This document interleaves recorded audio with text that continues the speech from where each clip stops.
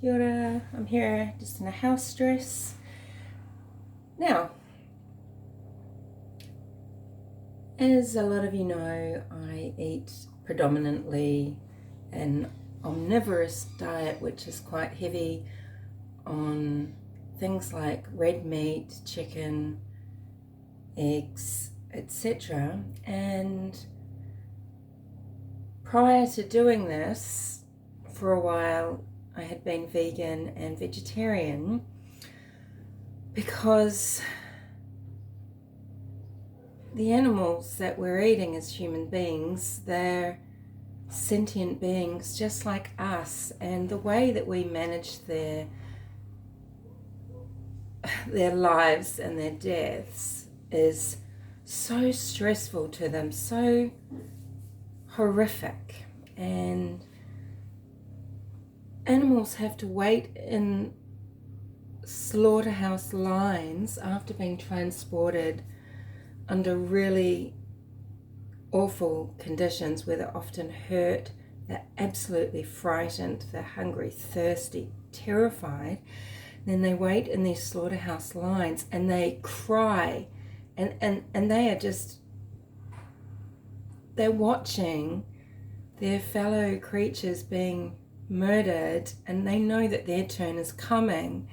And I mean, it's pretty hard to push aside. And once you do, though, sometimes you just block it out, and that becomes a new life skill sort of thing, right? But some things, you just can't unsee them and you can't get them out of your mind. And it's basically where I am, is I'm just feeling so bad about things. Like I've lost all of my human empathy because I'm looking after my health. And so I feel like I've swung so far into the realm of not being a compassionate person that it's just really bothering me. And I was going to make turkey loaf. Well, I mean, look, I've still got animal products in my fridge and everything, but I hadn't bought any turkey mince yet.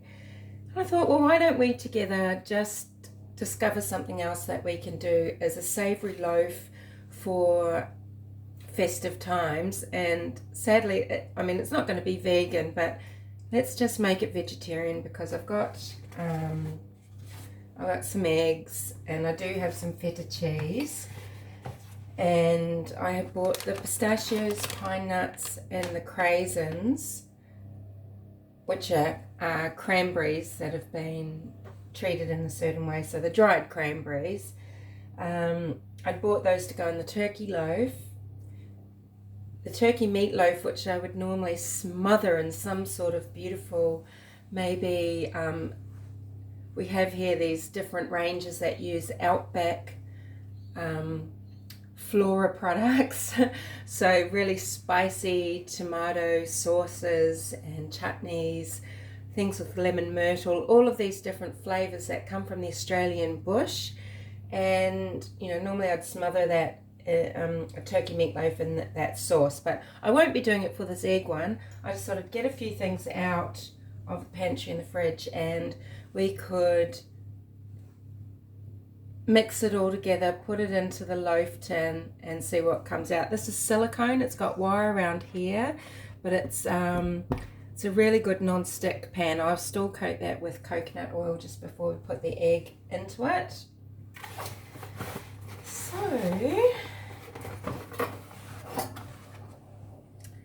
let's start with eggs. However many eggs you use, clearly this is going to depend on the size of the loaf pan. Sorry, I can barely talk today. I'm super tired. I can barely stand up. I don't know how often I'll be on here for a while. I guess until the muse takes me again. I don't ever want to force making things to upload, and I feel like sometimes in the last year I really have done that, and I never used to have to do that.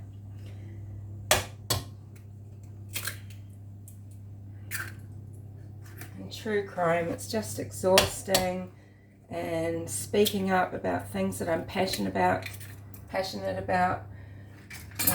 That gets really hard because it's a big stand to make about some things. It's very easy to be misunderstood and unfairly judged.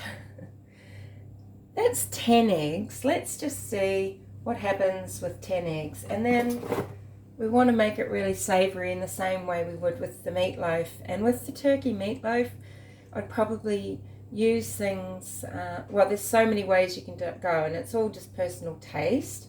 I mean, clearly a little bit of salt and pepper to season to your taste is a good place to start. So I'm going to start with Himalayan pink salt. So that's not a sea salt, that is a rock salt. I do like black pepper, and I've got some mushrooms here, and if they were different types of mushrooms I'd probably use black pepper. I'm actually just going to try a tiny sprinkle of white pepper. Sometimes I like that, sometimes I think it ruins things. And I've got oyster mushrooms here.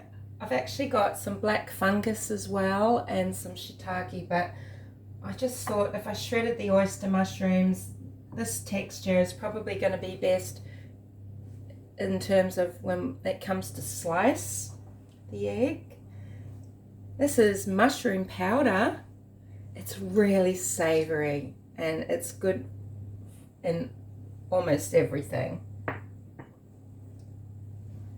Yeast flakes, because I didn't have very much cheese, and I thought, well, these add a parmesan cheesiness, and it's high in vitamins, particularly B vitamins, I think. Cheese that goes really well in things like this is, clearly a blend using Romano or Parmesan, tasty cheese. It's really to your taste, even mozzarella. I've got some feta, and actually I think feta and eggs and anything baked like that is just, so supreme, so beautiful. So I've got feta cheese, and I've got some semi-dried coriander, and you either love it or you don't. I still think it tastes a little bit soapy, but I like it. And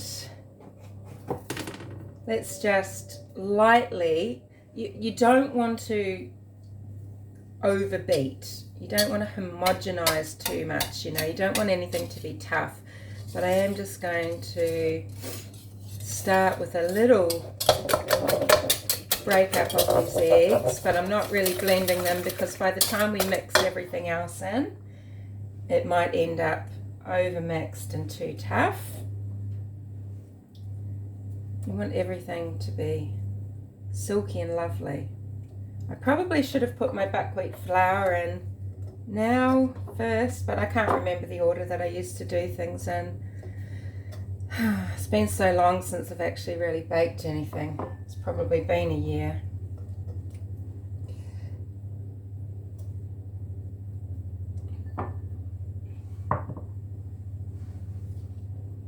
The mushrooms, put anything you like in if you do eat them.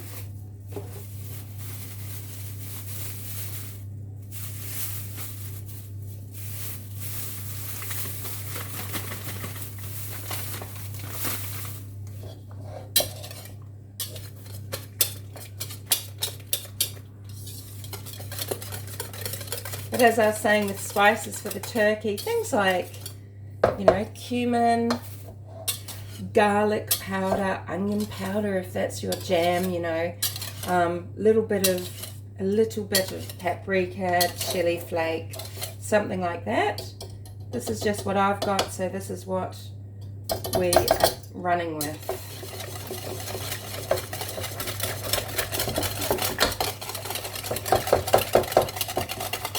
I'm giving it a little beat now because I do want a slight aeration, and the rest of this I'm just going to fold in.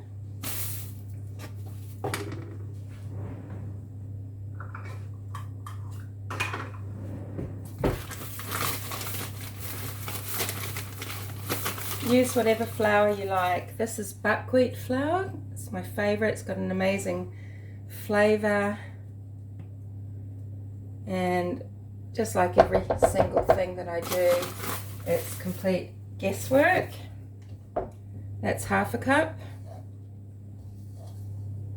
You're going to want some fat in here. You could use MCT oil, coconut oil. I guess you could use vegetable oil if that's your jam. I advise never use vegetable oils. Don't cook with it. Really just drizzle some olive oil over things and that would be the end of it. Maybe a tiny pinch of sesame oil for flavor somewhere. You don't really want to cook with it. You can use ghee butter to fry. You could also use coconut oil to fry. I think I'll put some coconut oil in here, although I did find that I've got some butter. So I'm just going to drop some knobs of butter in. I'm not even melting it. This is just, this is called Wing It Kitchen. I'm going to drop the cheese in. I've sliced it. I like it when you come across a nice molten gem of feta cheese in any baking.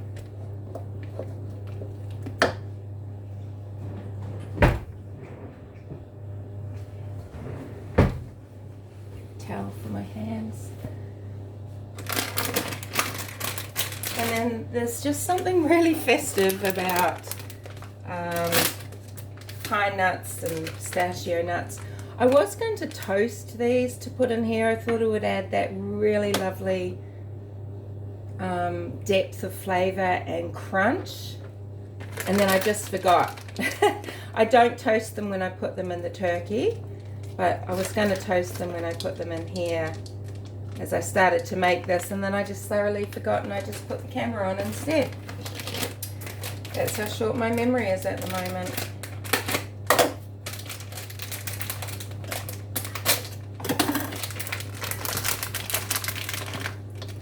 Pistachios, just whole.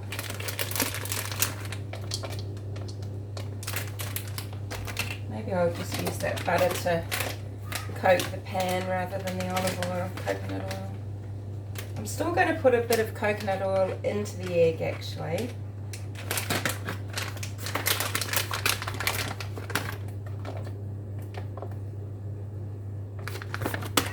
I don't really like these craisins because, you know, there's generally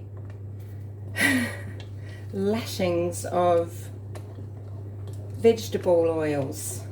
You know, they're laced with sunflower oil or canola oil, sometimes even palm oil. You really should read the packets. But, you know, let's not be 100% strict all year, right? And just make some allowances some of the time.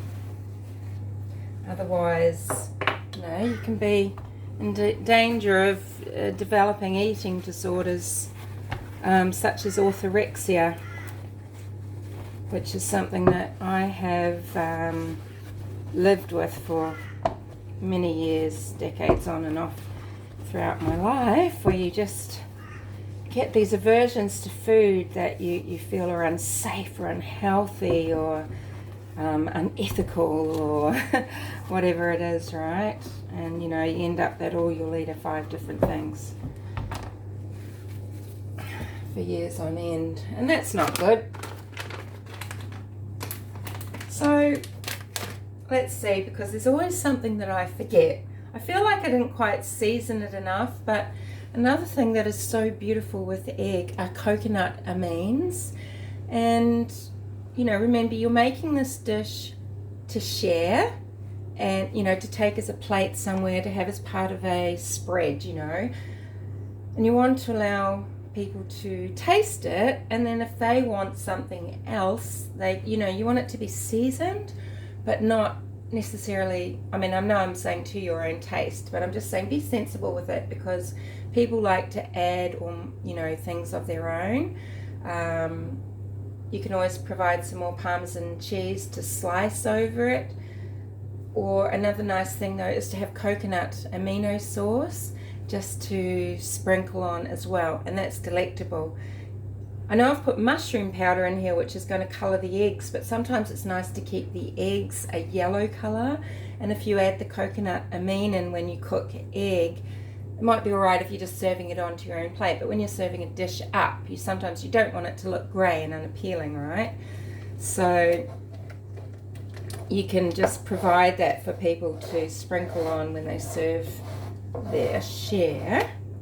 I feel like I want to put a bit more buckwheat, but at the same time, I don't know, I'm kind of happy with it. Let's just do, no, look, stuff it, because I don't want to over mix it now, and I'll have to over mix it. But I'd say I've done 10 eggs, and you could probably definitely go up to a cup of flour. You don't need to, what I've found in the past is you don't need to use self-raising flour or add baking powder or baking soda, but you could. I guess it depends what sort of loaf you want, and be aware though that when you're adding in self-raising flour, those products are going to be more salty as well, just by definition of the baking soda. So just be aware of that as well when you're seasoning. So here's this funny sloppy mixture. The lumps are feta cheese and a bit of egg.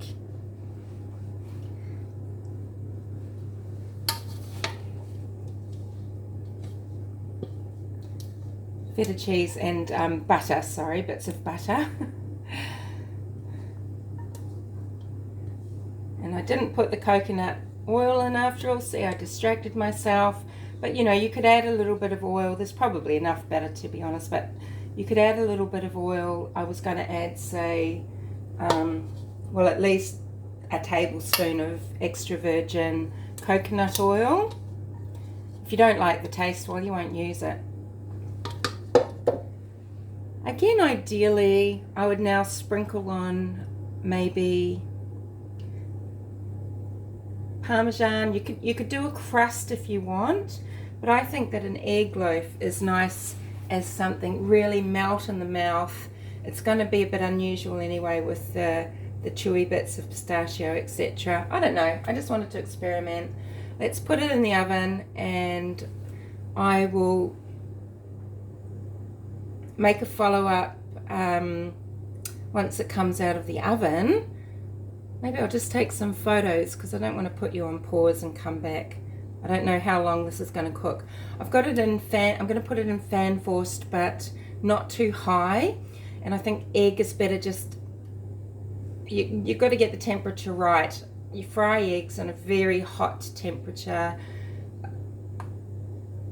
but I sometimes think baking with eggs, you want to cook it slow and steady. And this is why I like these silicone ones with the wire all around the outside, because you can just pick that whole thing up.